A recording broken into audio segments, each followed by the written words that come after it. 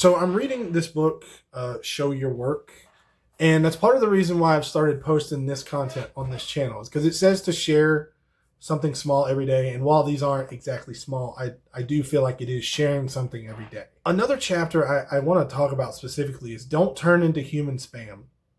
And it basically talks about people who pretty much only talk about themselves, pretty much only promote their stuff. I know when I first started doing content, that was me on Twitter or Instagram.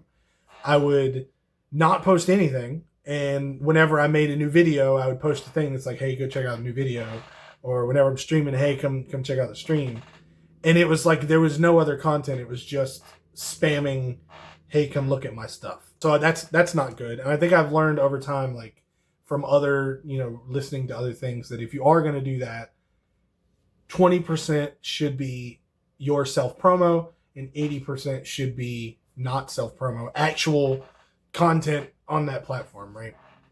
But regardless of that, it talks about the people who want to be writers or are writers, but they don't read books or they don't read writing, and how those people eventually fail because they're not engrossed in the subject that they're trying to get better at. You know what I mean?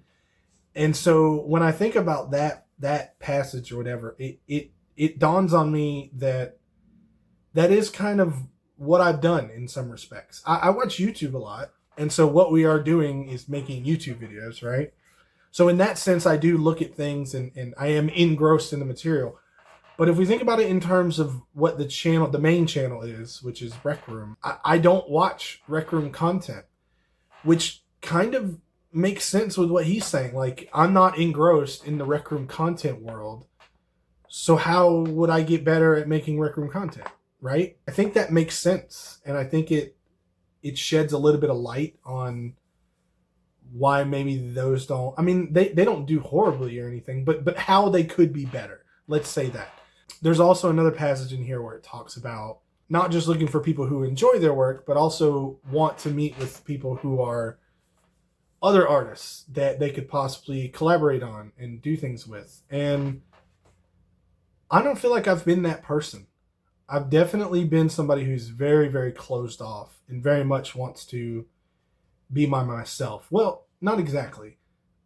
I'm perfectly fine with collaborating with people, but I feel like it needs to be mutually beneficial, or I need to really enjoy what they're doing, which I think is something that they're saying in here. Like, if you find another person that you really enjoy what they're doing, then collaborating with them would be a good thing, or a good goal of maybe putting content out.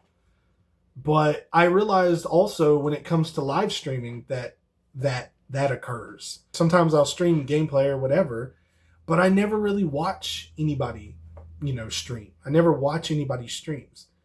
So it's kind of the same thing of like, how can you get better at streaming or want to do streaming when you don't actually watch streams yourself?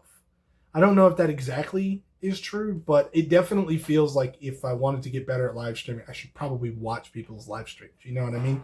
It struck me when I was reading the chapter about how, I am very much somebody who is very closed off.